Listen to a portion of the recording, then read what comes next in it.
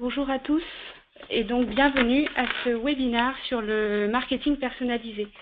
Je suis Mélanie, je suis responsable marketing chez Cheetah Digital et avant de commencer, je vais vous dire quelques mots pour vous resituer qui nous sommes. Vous avez peut-être manqué d'informations, mais le 7 juin dernier, nous avons annoncé que les activités de marketing cross-canal d'Experian sont maintenant devenues Cheetah Digital. Cheetah Digital est aujourd'hui le seul fournisseur indépendant de solutions de marketing cross-canal dédié aux spécialistes marketing. Et en tant que spécialiste du marketing, nous avons à cœur de vous fournir le meilleur de notre expertise. C'est pourquoi aujourd'hui, nous vous présentons ce webinaire dédié au marketing personnalisé. Et donc, je vous laisse entre les mains expertes d'Angélique et Jonathan qui vont partager avec vous toute leur expertise sur le sujet. Très bon webinaire à tous. Bonjour à tous. Tout d'abord, nous vous remercions pour votre participation à ce webinaire qui est consacré donc à la personnalisation. Je vais dans un premier temps laisser présenter Angélique. Bonjour, je suis donc Angélique Legrain, consultante analytics au sein de l'équipe Strategic Services. Mon expertise, c'est l'analyse, l'interprétation de la donnée pour la rendre intelligible et actionnable pour nos clients, les marketeurs. Et donc moi, Jonathan Bren, responsable d'équipe projet ICRN, la principale mission de mon équipe est de conseiller et d'accompagner nos clients dans leur réflexion ICRN. Et ensuite, on peut être amené à prendre la main pour mettre en place l'ensemble des campagnes marketing sur notre plateforme. Donc aujourd'hui, nous verrons pendant 45 minutes l'ensemble des fondements de la personnalisation au sein d'une stratégie marketing. Pour débuter ce séminaire, nous vous proposons l'agenda suivant. Nous allons débuter avec une introduction au cours de laquelle nous allons définir les enjeux et le contexte de la personnalisation. Nous verrons ensuite quels sont les prérequis nécessaires pour déployer une véritable stratégie de perso. Nous ferons un focus sur les choses à ne pas faire. Ensuite, nous vous présenterons une méthodologie que l'on appellera l'échelle de personnalisation, qui vous permettra à la fois de connaître votre degré de maturité sur le sujet, mais qui vous permettra également de comprendre toutes les étapes d'optimisation de la personnalisation. Et enfin, nous terminerons sur une conclusion et des questions-réponses. En ce qui concerne le contexte, tout d'abord, il est important de rappeler qu'aujourd'hui, nous traiterons la personnalisation non pas au sens large, mais bien la personnalisation liée au programme email marketing. Ce que nous appellerons personnalisation sera l'utilisation de données connues sur le contact, permettant de mettre en place des campagnes sur mesure, indissociables bien sûr de la notion de data-driven marketing, dans le but d'engager et de fidéliser le destinataire. Comme vous pouvez le voir sur ce premier schéma, la pierre angulaire d'un programme de marketing contextuel réussi, c'est évidemment le client et le parcours client. Et pour apporter une expérience unique au client, il faut réunir donc le marketing, la data et bien évidemment la technique. On a déjà tous entendu la fameuse citation « Sans maîtrise, la puissance n'est rien ». Eh bien, c'est d'autant plus vrai aujourd'hui car ce type de marketing contextuel exige une maîtrise totale de la collecte des données, de leur analyse et de leur utilisation en temps réel par le biais d'outils puissants qui sont désormais disponibles pour les marketeurs.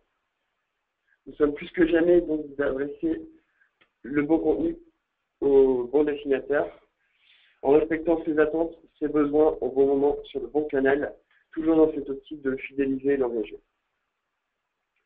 Car aujourd'hui, avec la prolifération des terminaux, des canaux et surtout le volume important de messages marketing reçus chaque jour par le consommateur, les marques ont la nécessité de se démarquer et d'apporter une valeur ajoutée à la relation client. On observe que 93% des spécialistes marketing qui ont été interrogés lors de l'enquête 2016 Digital Marketer personnalisent leur communication d'une façon ou d'une autre. Et parmi nos clients, c'est le secteur du détail et du commerce en ligne qui exploite le mieux les données disponibles. Ils ont effectivement conscience de la valeur de ces informations et les exploitent à diverses occasions. Les données sociodémographiques, les habitudes de navigation en ligne, leur historique d'achat, les données issues des programmes de fidélisation et même les préférences centers sont utilisées à des fins de personnalisation. Les annonceurs qui ne font pas ou peu de personnalisation peuvent se heurter parfois à des risques qui peuvent avoir des conséquences directes sur leur business. Si on prend un exemple concret, imaginez vous envoyez des communications non personnalisées sur toute votre base de données, quels seraient les impacts? Le premier serait l'usure et la déception des destinataires. On constatera une inactivité de vos contacts Couplé à l'érosion naturelle de votre base de données, cela entraînera donc une baisse de votre notoriété et une baisse de votre image de marque.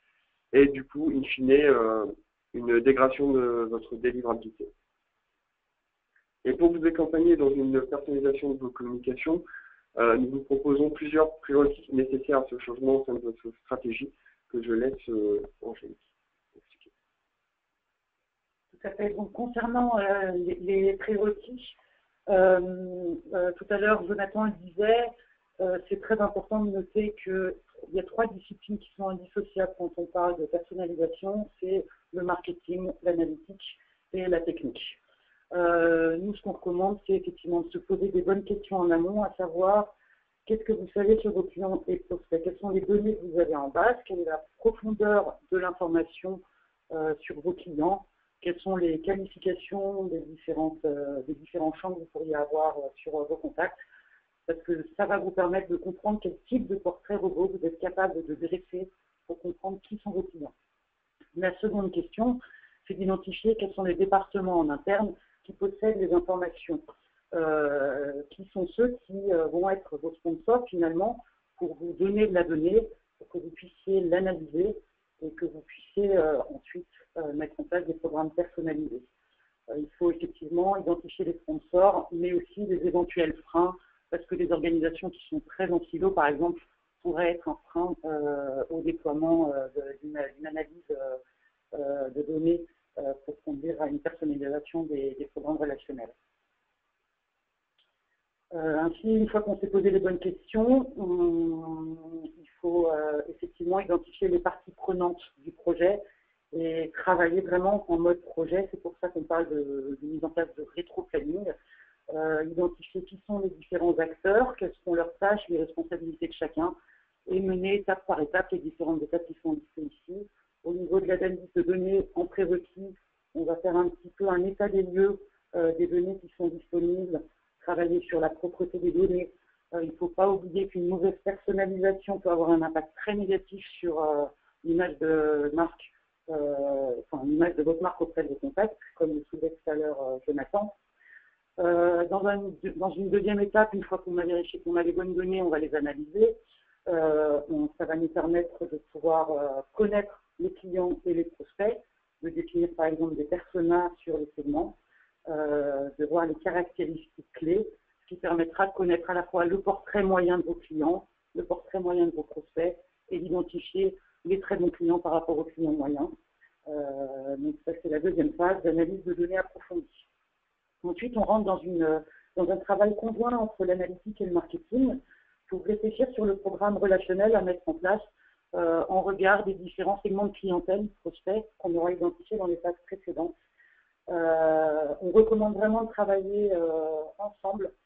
Encore une fois, j'insiste beaucoup là-dessus, parce que l'analytique va aider par exemple sur des analyses liées au timing d'envoi, et le marketing, c'est l'expertise métier, c'est l'expérience vraiment de marque pour pousser le bon contenu.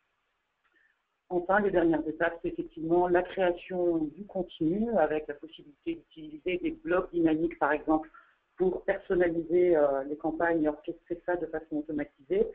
Ensuite, il faudra programmer les campagnes, mettre les règles de paramétrage des envois. Et enfin, comme dit précédemment, et on reviendra dessus tout au long du webinaire, mettre en place des phases de test pour optimiser les campagnes, analyser les résultats et éventuellement faire des changements dans les paramétrages pour avoir des meilleures performances. Maintenant qu'on a vu les prérequis, il est aussi important de savoir ce qu'il ne faut pas faire. Donc on arrive effectivement dans la rubrique The Dance.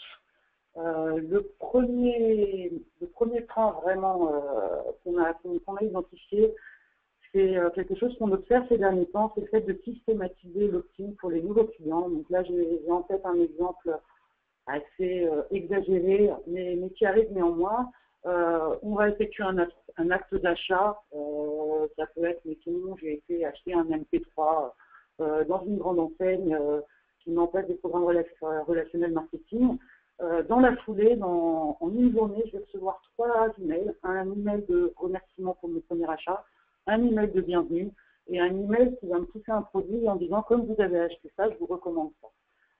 Si on se met à la place du consommateur, et je pense qu'il faut toujours se remettre bien à la place du consommateur dans ces cas-là, ça peut être sacrément anxiogène.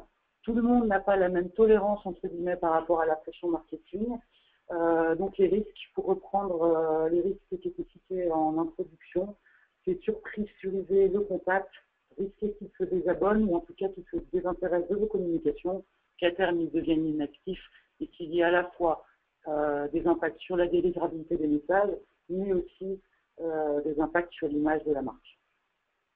Idéalement, nous on recommande de tester la pression marketing à adopter auprès des nouveaux clients et pourquoi pas de mettre en place un programme dédié pendant 2 mois où on fait des tests et ensuite on sera capable d'identifier la pression marketing selon le client, le nouveau client qui est rentré en relation avec la marque. Un deuxième point qu'on ne recommande pas de faire, c'est le fait de mal exploiter les informations qui sont demandées lors de la mise en relation avec les contacts. Là, l'exemple, ce serait par exemple un preference center qui demande des informations déclaratives. J'ai dit que j'étais Madame Angélique Legrain et je reçois une communication qui me dit « Bonjour monsieur ». Ça m'est déjà arrivé, c'est fortement déceptif et effectivement, ça met vraiment à l'image de la marque. Un autre point qu'on recommande, c'est bien sûr de ne surtout pas oublier de tester les rendus de vos communications quand vous faites des contenus personnalisés. Encore une fois, rien de pire qu'un message où on voit afficher cher, 3 petits points, ou cher $8. Voilà, donc tester le rendu des communications pour voir que si la personnalisation s'affiche bien et notamment aussi tester sur différents supports de lecture. D'autres mauvaises pratiques, c'est contacter tout nouveau client, tout prospect comme tout un chacun. On est à l'heure de la marketing automation, entre guillemets. Les populations qui sont très digitales et de communication des marques, elles ont souvent un avis évidé sur ce qu'une marque devrait faire ou ne pas faire. Encore une fois, il ne faut pas risquer une déception des destinataires qui ne se sentiraient pas dans ce cas-là uniques. Dans la même lignée, surtout ne pas oublier de faire découvrir votre univers pas à pas. Un nouveau client ne vous connaît pas forcément, donc il faut travailler un petit peu la relation dès le début, créer une relation de proximité, mais dans la subtilité. Il ne faut pas être trop intrusif. Donc là-dessus, l'expertise marketing est vraiment importante, couplée à l'expertise analytique issue de la phase d'analyse de données. Un autre point que je n'avais pas cité dans la slide, mais la liste n'est pas exhaustive bien sûr, c'est par exemple les marketeurs qui vont systématiser la personnalisation sur un type de produit. Dans ces cas-là, on va se retrouver finalement enfermé dans un cycle. Et quelque part, on arrive dans une impasse puisqu'on va toujours nous poster des produits qui sont en relation avec l'univers de produits dans lequel on est. Et il faut bien penser à faire découvrir autre chose à vos contacts, qu'il s'agisse d'autres produits si vous avez dans votre gamme différents produits, mais aussi d'autres types de communication. Et l'important, ce serait de rythmer à la fois les communications promotionnelles avec des communications relationnelles et autres. Et là, c'est une recommandation, on verra un petit peu plus tard ce qui va pas en vous.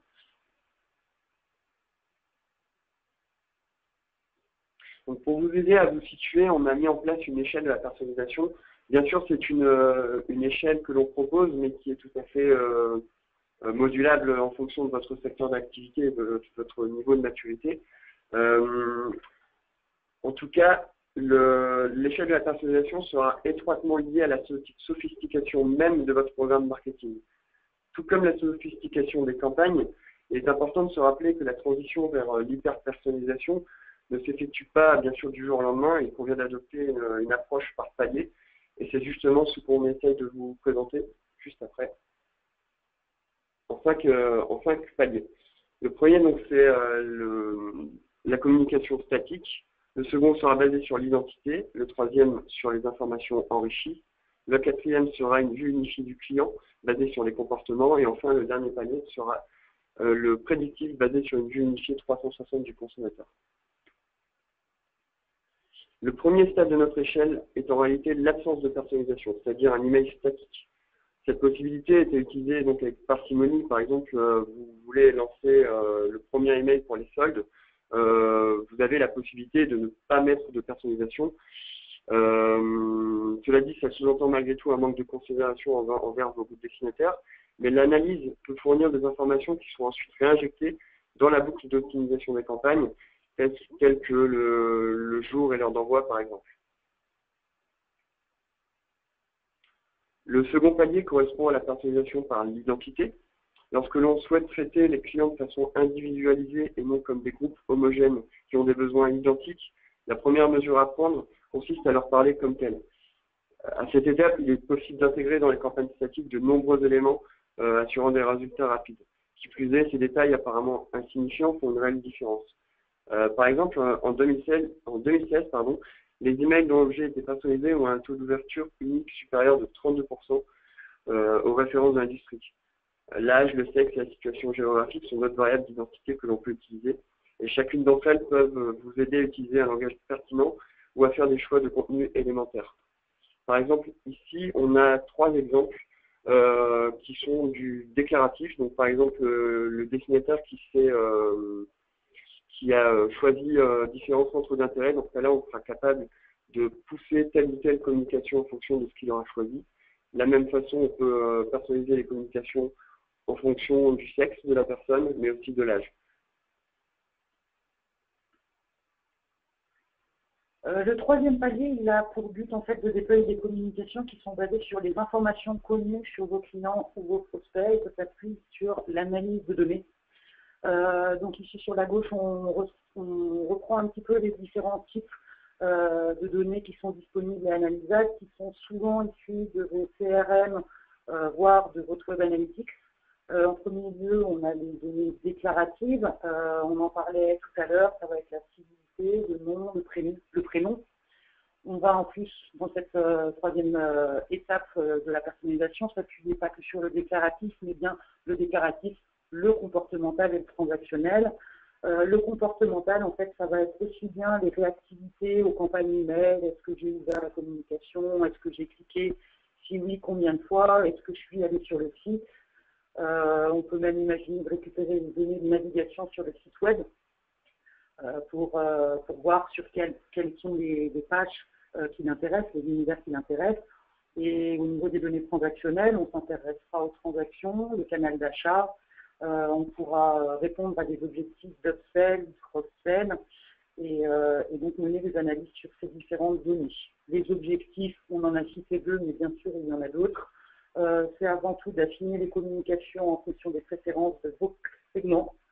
On ajoute ici de la granularité en augmentant le nombre de variables qui permettent de définir un groupe ou un segment. On est sur des segmentations socio-comportementales, par exemple. Et on va favoriser une expérience de temps de contact en adéquation avec les attentes de votre population, de vos différents segments. Effectivement, aller vers ce que lui souhaite, tout en répondant à vos objectifs ou de ce que vous souhaiteriez lui pousser. Ici, on a des exemples de définition de segments qui seraient basés sur le degré d'engagement auprès de la marque. Donc, on pourrait définir une segmentation en, mettons, 6 segments de ceux qui ont un engagement qui est très limité parce qu'ils reçoivent des campagnes et qu'ils ne les ouvrent pas. Et par ailleurs, ils ne vont pas sur le site internet et ils n'ont pas effectué d'achat depuis, mettons, 3 ans. On va travailler sur une segmentation aussi par rapport à la fréquence d'ouverture, par exemple, ou par rapport aux achats qui sont effectués. La liste est bien entendu non exhaustive et elle est très dépendante de votre secteur d'activité, également des produits que vous vendez, mais aussi du cycle de vente et de votre activité marketing. On a aussi la possibilité de s'appuyer sur des données tierces qu'on appelle souvent third party data qui permettent de mieux connaître le client et d'avoir une vue plus large. Il ne faut pas oublier qu'en tant que marketeur, vous voyez votre client par le prisme de votre marque. Alors aujourd'hui, on a des outils comme les DMP qui permettent d'avoir une vue un petit peu plus large. Mais si on est à ce stade-là de personnalisation et que vous ne travaillez que les données que vous connaissez vous sur votre client, vous n'avez pas encore une vue très très large finalement de ses besoins et de ses attentes. L'enrichissement donc de contacts par des données tierces comme le référentiel Mosaïque qui est proposé par Experian, notre partenaire, sont des bons exemples. Ça permet de connaître le cycle de vie de vos clients. Si vous savez que c'est un très bon client qui achète très régulièrement chez vous et des produits plutôt haut de gamme, bah vous êtes capable de savoir en plus que c'est quelqu'un qui a plutôt la cinquantaine, qui est en famille nombreuse, qui vit plutôt dans un environnement pavillonnaire et qui a une famille nombreuse. Donc, ça vous permet de travailler sur des notions de potentiel sur vos contacts. Ici, on nous présente un cas client. En fait, c'est un retailer mondial multicanal donc, qui propose des produits haut de gamme. Il avait remarqué que ce qu'il proposait par email n'obtenait pas du tout les taux de réponse qu'il escomptait. Il se posait même la question de savoir si finalement les emails n'étaient pas perdus au fond des boîtes de réception de ses clients. Il a trouvé un moyen assez intelligent, on dira, et finalement pas si compliqué à mettre en place pour s'adresser de façon pertinente à ses clients, au-delà de l'usage classique du nom ou du message dans l'objet. C'était effectivement de récupérer les informations liées à la navigation des contacts sur le site, d'identifier quels étaient les univers de produits, par exemple, qui les intéressaient, et de faire une personnalisation au niveau des objets. Donc là, on a une personnalisation qui est basée sur les informations comportementales issues du site web, mais une personnalisation assez simple à mettre en place, entre guillemets, avec une plateforme de gestion de campagne, puisqu'on personnalise, entre guillemets, juste l'objet de l'email. On a quelques exemples, n'attendez plus, notre spécial se termine à minuit, et pour ceux dont on a des habitudes de site, on va rentrer dans le détail de toute la déco, tous les oreillers, tous les tapis, tout l'éclairage, voilà. Les résultats sont très bons puisqu'il a vu son taux d'ouverture, enfin son nombre d'ouverture augmenter de 22% et son nombre de clics augmenter de 158%. Donc là, il y a vraiment un réel engagement des clients par rapport à ce qu'on leur dit. La promesse en fait de l'objet de l'email est là et donc effectivement les gens cliquent suite aux communications. D'autres exemples, donc sur la gauche, c'est un exemple d'offre qui est segmenté par rapport à l'appétence à la promotion, on pourrait dire. L'idée étant de se dire que, par exemple, un contact qui a un fort potentiel et qui est appétant à la promo, on lui proposera une promotion à 25%. À l'inverse, il y a des personnes qui ne sont pas forcément appétentes à des gros taux de promotion, qui sont prêtes à payer un prix un petit peu plus cher. Dans ces cas-là, pourquoi rogner sa marge ? Autant ne proposer entre guillemets que 10% de réduction. Sur la droite, on a un exemple d'appétence donc par canal en fonction de la réactivité des contacts par rapport aux messages, aux communications qu'on a envoyées en multicanal. On va décider de pousser plutôt un SMS ou une campagne email. L'objectif étant toujours d'analyser la donnée pour savoir quel sera l'élément déclencheur de l'acte d'achat. On arrive à ce niveau-là à des niveaux de personnalisation qui sont assez évolués. Si vous disposez, enfin là aujourd'hui, si vous en êtes à cette étape-là, c'est que vous avez déjà une maturité analytique et marketing assez avancée. Et vous n'êtes plus très loin de pouvoir aller sur le quatrième niveau, au niveau de l'échelle de personnalisation, qui est d'avoir une vision 360 degrés sur vos clients. Quand on parle de 360 degrés, c'est parce qu'on prend en compte les données en multicanal, qu'on est capable de construire un référentiel client unique pour déployer des communications qui sont ultra ciblées et ultra pertinentes. L'objectif étant de créer un message sur mesure en fonction de l'identité, mais aussi du comportement et des circonstances spécifiques du client. Quand on parle de circonstances, c'est qu'on s'appuie notamment sur des données contextuelles qu'on pourrait récupérer sur les terminaux que votre client a. Donc on peut imaginer un terminal mobile qui vous donnera sa géolocalisation et dans ces cas-là, on pourrait pousser éventuellement une publicité contextualisée, géolocalisée et donc contextualisée par rapport à là où il se situe. Une vue unifiée client, elle est efficace quand elle permet d'assurer une gestion individuelle et idéalement en temps réel de l'expérience client sur l'ensemble des canaux. Il faut noter qu'il y a une différence fondamentale entre un email en temps réel et l'utilisation de contenu dynamique. Le contenu dynamique repose sur des données qui sont fixes, qui ne peuvent plus être mises à jour une fois que la campagne est lancée, alors que l'email en temps réel est beaucoup plus fluide et il prend en compte les circonstances locales du destinataire comme la géolocalisation, la météo ou les paramètres de langue. À ce niveau très avancé de la personnalisation, on a besoin non seulement de compétences marketing et analytiques, mais là, on est en train de voir qu'on a aussi besoin d'une expertise technique et on a besoin d'avoir des équipes qui travaillent bien ensemble et qui, dans le même sens, je dirais, et donc pas en silo. Et on pourrait commencer à être capable d'aller vers un marketing prédictif et optimisé qui est l'échelle de la personnalisation. On pousse la vue unifiée encore plus loin. On analyse les données personnelles pour anticiper les besoins futurs du client. Dans ces cas-là, on va parler de scénarios prédictifs. En fait, on va travailler sur la probabilité qu'une prochaine action du contact se réalise. Il va y avoir une phase d'analyse de données conséquente à mettre en place, qui s'appuiera sur notamment la mise en place de scores prédictifs.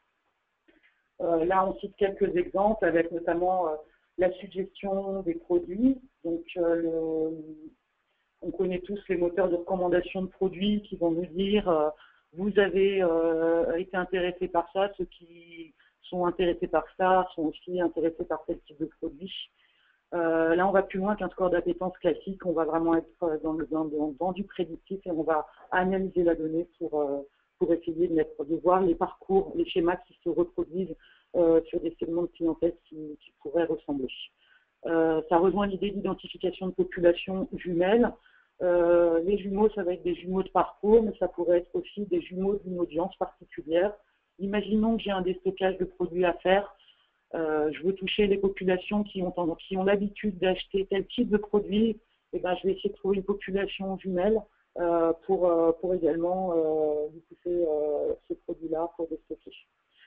On va mettre en place des scores d'attrition, par exemple, sur la rétention client, où on va pousser le bon contenu, le bon produit, la bonne promotion, la bonne typologie de campagne pour pouvoir revenir en relation avec un client qui est potentiellement sur le départ.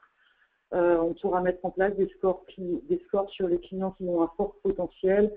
Pareil, analyser la donnée, observer les schémas, essayer de l'accompagner dans sa maturité. On détecte qu'il risque d'être un client à fort potentiel parce qu'il a certaines caractéristiques. Et ben, on va faire par exemple des programmes de lean nurturing pour pouvoir le faire venir entre guillemets à maturation un petit peu plus vite. Pour conclure cette partie, il est important de noter que tout choix de personnalisation vise un objectif essentiel, c'est bien placer le client au centre de ses priorités.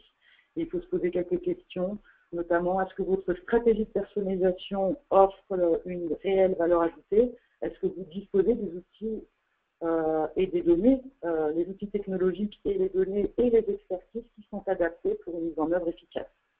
Encore une fois, il vaut mieux faire peu de personnalisation que de se risquer à une personnalisation qui serait mal faite.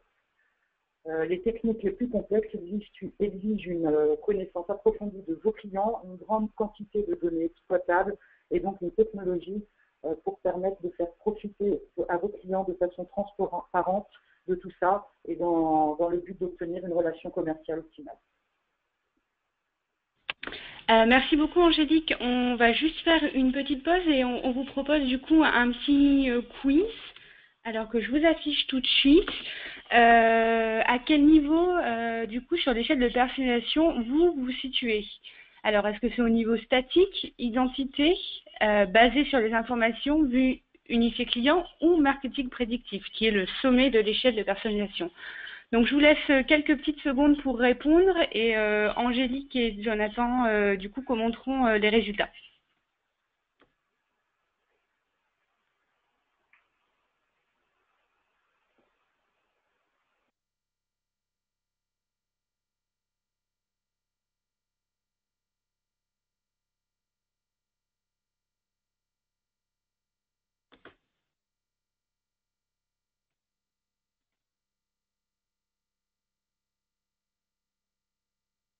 Voilà, super, on a eu pas mal de résultats, donc je vous partage ça tout de suite. Voilà, et je repasse la main du coup à Angélique et John pour commenter. Très bien. Alors, on observe qu'on a près de 60% finalement là des clients qui s'estiment, enfin des clients, des personnes présentes au webinaire, pardon, qui s'estiment être à un niveau de maturité soit 1, soit 2, c'est-à-dire pas très avancé. Ce qui est assez surprenant, c'est qu'on ait personnes qui se mettent dans la catégorie vue unifiée client. Donc, peut-être que, enfin, ça me surprend un petit peu. Peut-être que les différences entre le niveau 3 et 4 étaient peut-être pas forcément claires pour tout le monde. Ces résultats me paraissent assez cohérents. Il y a beaucoup de gens qui ont tendance à se surestimer quand on parle de personnalisation. Des gens qui disent qu'ils ont une vue unifiée client, mais quand on creuse, on se rend compte que finalement, pas forcément, parce oui, ils ont des données déclaratives, oui, ils vont avoir quelques données liées à l'engagement, par exemple sur les campagnes qui sont poussées, mais ils n'iront pas beaucoup plus loin. 11% des personnes qui sont présentes qui sont dans du prédictif et de l'optimisé, ça c'est vrai que c'est très intéressant. On n'a pas de chiffres clés. Il faut savoir que d'un secteur à l'autre, ça pourra varier beaucoup. Et comme on le disait en préambule, les secteurs les plus matures, ça va être le retail et les pure players qui ont des capacités techniques importantes. Merci beaucoup, Angélique. Du coup, je vous propose de passer à la conclusion et puis nous aurons après une session de questions-réponses. Alors, en conclusion, vous l'aurez compris, apporter une expérience client unique n'est pas une mince affaire. C'est accessible pour tous. Maintenant, au-delà des étapes à franchir pour le perfectionnement des campagnes, on avait en tête plusieurs aspects à bien bloquer. La première chose importante à retenir, c'est d'être agile et de dimensionner votre équipe en fonction de votre niveau de maturité. Il faut avoir des objectifs mesurables et atteignables. Et comme le disait Angélique juste avant, parfois les limites que peuvent rencontrer les annonceurs dans le déploiement d'un tel projet sont le manque de synergie entre les équipes et donc qui travaillent en silo. Selon nous, il faut que ce soit vraiment un projet d'entreprise fédérateur avec des sponsors dans chacune des équipes, que ce soit dans les équipes de data, de technique, de marketing, voire même dans les équipes de finance. Ensuite, il est nécessaire d'être cohérent dans la façon de communiquer et de contextualiser toutes les communications en fonction du canal, de l'appétence du client et de son potentiel. Il faut donc penser d'abord parcours client pour ensuite personnaliser chacune des communications. Et in fine, cela vous permettra de mettre sur pied une bonne, voire une très bonne expérience utilisateur. Automatiser les communications, c'est aussi un premier pas vers la personnalisation. En exploitant les informations connues comme les dates d'événements ou même les actions ou les inactions de vos contacts, vous êtes déjà en mesure de proposer à vos clients un parcours personnalisé. Ensuite, qui n'est pas noté, c'est le souci de rentabilité qui peut parfois être l'ennemi de l'expérience utilisateur et donc d'une bonne image de marque auprès de vos contacts. Il faut être convaincu que la pertinence des messages, le fait de s'adresser à une cible qui est appétente à votre offre, vous permettre d'atteindre le chiffre d'affaires voulu, même si vous ne diffusez pas le message à un large volume. À 3 campagnes, par exemple, full base sur une période donnée, il vaut mieux substituer plusieurs campagnes ciblées aux bonnes personnes. Et enfin et surtout, il faut mettre en place un plan de test qui vous permettra de valider ou non vos parcours clients en analysant régulièrement le reporting mis en place. Et il est préférable de faire des tests qui ne risquent pas d'empiéter sur le chiffre d'affaires généré par une campagne. Par exemple, lors du test d'efficacité d'un score, on s'assurera de pouvoir générer environ 80% du chiffre d'affaires prévisionnel de la campagne qui est habituellement observée. Et enfin, ne pas oublier de tester l'impact sur une population témoin qui est souvent égale à 10% de la cible finale, en les isolant et en voyant comment elle réagit. Voilà sur les phases de recommandation. Pour synthétiser un petit peu tout ce qu'on a pu se dire pendant le déroulé du webinaire, nous, on parle entre nous de 2 niveaux de personnalisation. La première étant celle qui est présentée ici, on appelle la personnalisation plutôt à un niveau macro, qui permet de cartographier en fait l'ensemble des communications sortantes.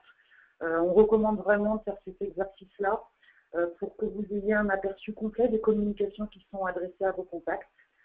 Toute stratégie de personnalisation efficace doit passer par cette étape-là. Pourquoi ?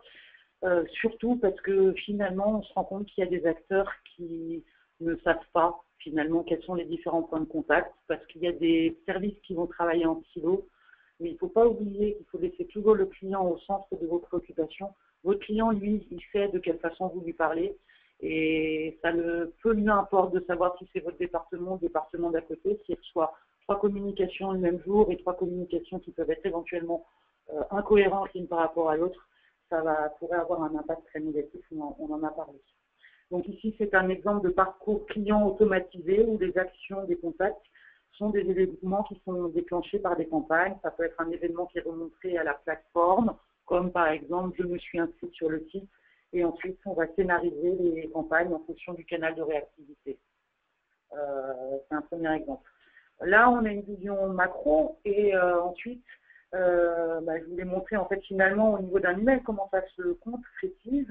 Là, on est sur un exemple fictif de contenu et on va montrer les différents niveaux de personnalisation. Donc, la première personnalisation, ça va être l'analyse des canaux d'utilisation, des canaux de lecture, des horaires et des jours d'envoi qui va permettre de déterminer le bon moment pour adresser le message à votre contact. Ici, on peut imaginer en haut de l'email un encart où il y aura un visuel qui sera poussé en fonction du segment. Donc là, on peut imaginer 3 designs différents selon le profil type en fait de votre segment. On parlera différemment à une jeune femme qu'à, mettons, un homme plutôt mature. Ensuite, on peut imaginer de proposer une promotion qui est adaptée à sa sensibilité à la promotion. Donc là, effectivement, proposer 40%, parce qu'on sait que si on lui propose que 20%, elle ne réagira pas à la communication. Et enfin, les recommandations de produits qu'on peut imaginer dans des blocs dynamiques en bas, avec le produit qui est en lien avec soit ce qui l'intéresse et ce qu'on aurait vu par des scores d'appétence basiques, entre guillemets, ou soit des scores beaucoup plus évolués qui anticipent les potentiels besoins futurs avec de la recommandation de produits. Là, je mets quelques chiffres clés.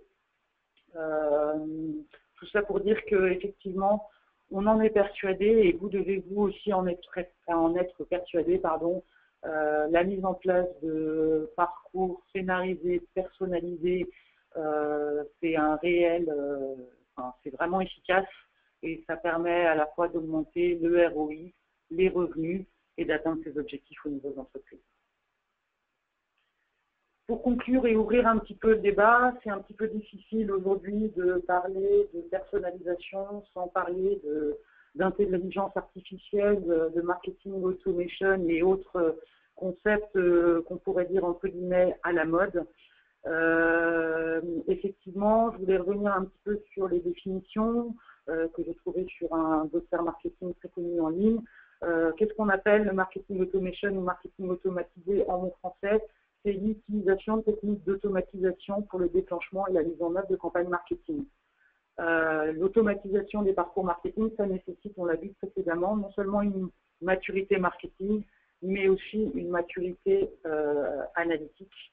Le marketeur, il sait quel est le bon contenu à pousser selon le segment, il sait quelle sera la bonne accroche, le bon type de communication, et l'analyste, lui, aidera sur le bon ciblage, le bon timing et l'optimisation après des phases de test. Encore une fois, le travail conjoint des équipes est nécessaire, il ne faut surtout pas travailler en silo, il faut avoir un objectif commun. Autre concept très à la mode, c'est effectivement l'intelligence artificielle, définie comme une discipline scientifique qui a pour champ de recherche les méthodes de création, de simulation et d'imitation de l'intelligence élaborées par les machines et les logiciels. On va beaucoup entendre parler de machine learning, voire même de deep learning. Là-dessus, ce terrain de jeu, entre guillemets, nécessite à la fois des compétences analytiques mais aussi techniques et je dirais des outils technologiques très adaptés. Donc là, on est sur des niveaux d'expertise, des compétences assez haut niveau et surtout, il faut des personnes qui soient à la pointe. Non seulement il ne faut plus travailler en silo, mais il faut vraiment être à la page parce qu'effectivement, c'est un champ de recherche qui est en constante évolution. Et tous les 3 mois, il va y avoir des nouveaux termes, des nouveaux concepts qui pourraient se déployer et surtout des nouveaux outils. Sur la droite, je remettais un petit peu les différents outils en fait qui permettent justement d'arriver à cette maturité. Donc on va parler de DMP pour Data Management Platform, pardon, qui permettent d'avoir une vision unique des clients et notamment un référentiel où on regroupe des informations qu'on retrouverait en multisource. Le machine learning et les algorithmes auto-apprenants qui sont déployés par des data scientists, donc des gens qui sont à cheval entre des informaticiens et des statisticiens. Là, c'est pour travailler sur des algorithmes prédictifs très évolués. Dans les autres exemples d'outils, on va avoir des outils pour favoriser la collecte des données, comme les vitrines interactives, les outils de reconnaissance faciale, toutes ces choses-là qui vont toujours permettre de mieux connaître vos clients, mieux analyser les profils de vos clients pour derrière déployer des communications plus adaptées.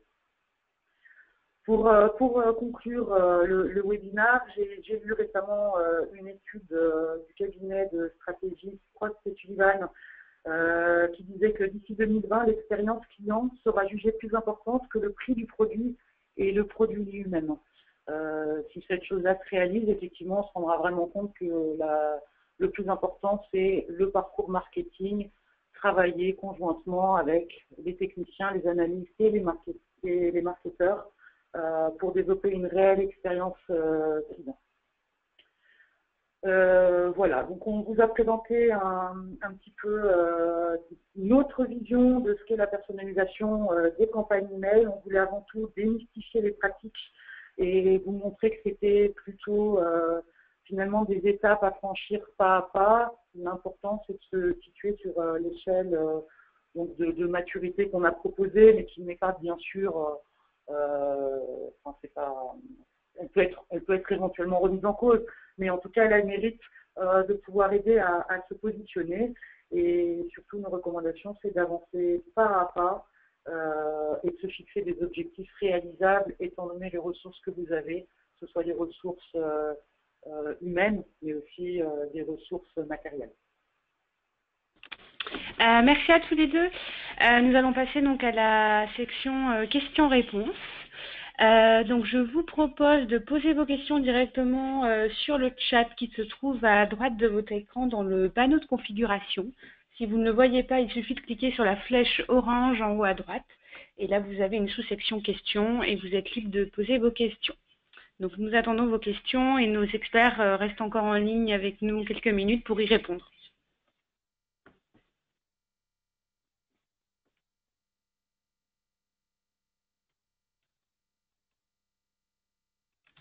Alors, nous avons une première question qui est arrivée sur le chat. Quels sont les secteurs qui sont le plus en avance actuellement en termes de marketing personnalisé? En tout cas, parmi nos clients, ceux qui sont le plus en avance, ce sont les secteurs du détail et du commerce en ligne.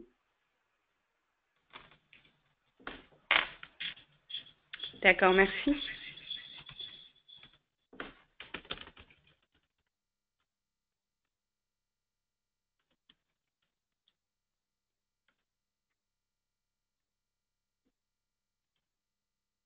Alors, j'ai d'autres questions qui arrivent du coup sur le chat. Comment accompagnez-vous vos utilisateurs dans cette stratégie de personnalisation? En fait, dans un premier temps, on échangera avec le client pour comprendre son niveau de maturité et les moyens nécessaires pour l'accompagner.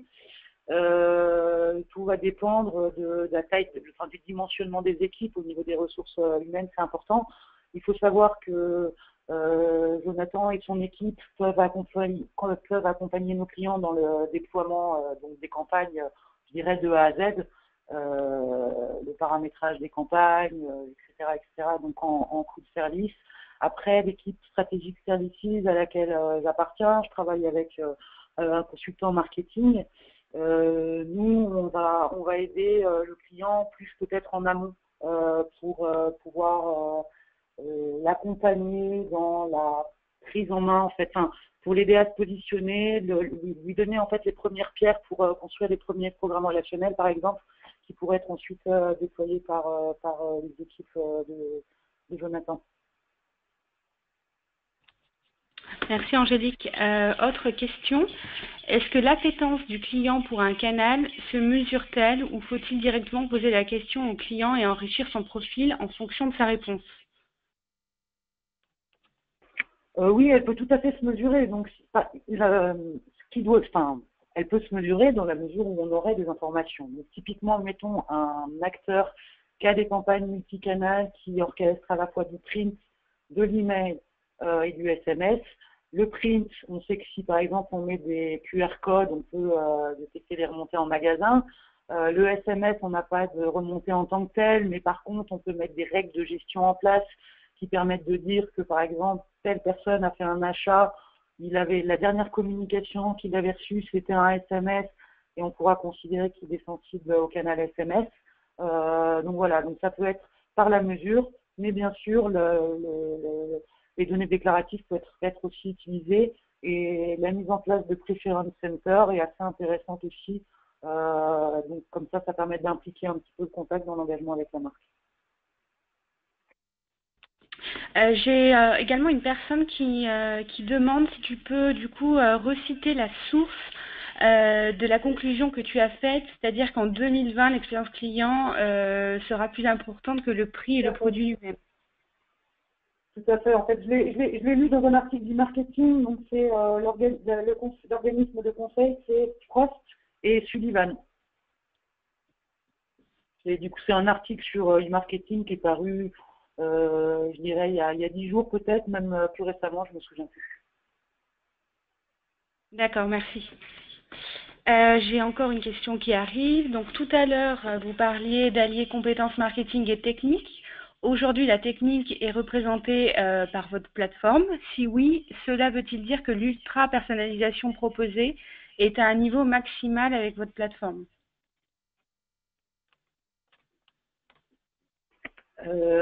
Ni Jonathan, ni moi, on est des experts de la technique. On a en interne des ressources qui sont là pour vous accompagner sur le déploiement optimal par rapport aux capacités de la plateforme. On fait pour certains de nos clients des choses qui sont très évoluées. Donc, je répondrai que oui, bien sûr, il faut qu'on travaille avec le client et en fonction de ses besoins, on étudiera la question. Mais notre plateforme est suffisamment agile pour mettre en place des programmes assez sophistiqués.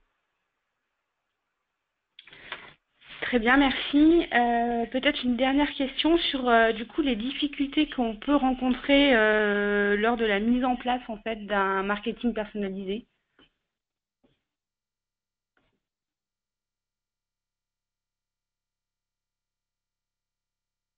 Le premier des obstacles, ça va être le manque de ressources en fait, que ce soit les ressources humaines. Souvent, on travaille à flux tendu, on n'a pas la possibilité de se poser. Dans les prérequis et dans les premières recommandations en début de webinaire, moi j'insistais beaucoup sur le fait d'avoir la capacité de se poser, de travailler en mode projet, gestion de projet à moyen long terme. Et malheureusement, nous on le voit, nos clients n'ont pas souvent la capacité de le faire. Donc ce serait le premier frein. Le deuxième frein serait les problèmes liés aux ressources plus matérielles. Il faut derrière avoir la bonne infrastructure, les bonnes données, bien collectées, etc., etc. Donc les deux premiers freins, c'est ça. Un troisième frein, ça va être aussi l'organisation en interne. Identifier bien les difficultés qui seraient liées à une organisation très en silo. Combien de marketeurs ont du mal à récupérer la donnée parce que la DSI met des freins pour pouvoir exporter la donnée. Enfin, je pense que ça parle à tout le monde. Donc, je dirais que c'est ça les principaux freins. Merci. Alors, peut-être une dernière question qui vient juste d'apparaître. Quelles sont les stratégies de personnalisation efficaces sur les messages de service? Donc, entre parenthèses, messages de gestion de commande ou de compte client.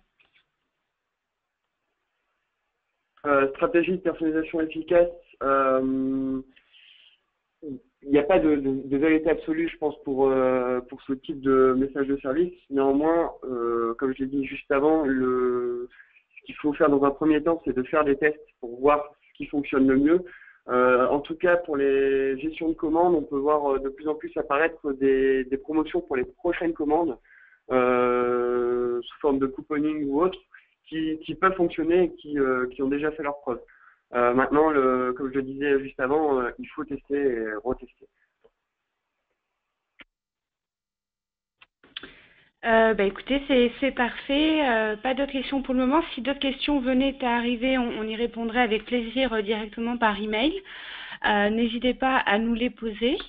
J'ai eu quelques demandes également sur l'enregistrement de ce webinaire. Oui, il est enregistré et il sera disponible sur notre chaîne YouTube, tout comme le support qui vous sera envoyé suite à ce webinaire. Donc, vous retrouverez tous les éléments dans l'email de remerciement. Merci à tous de votre présence. Merci Angélique et Jonathan pour cette super présentation. On espère que vous avez tout compris sur le marketing personnalisé. À bientôt. À bientôt. Très bonne journée. Bonne journée. Au revoir.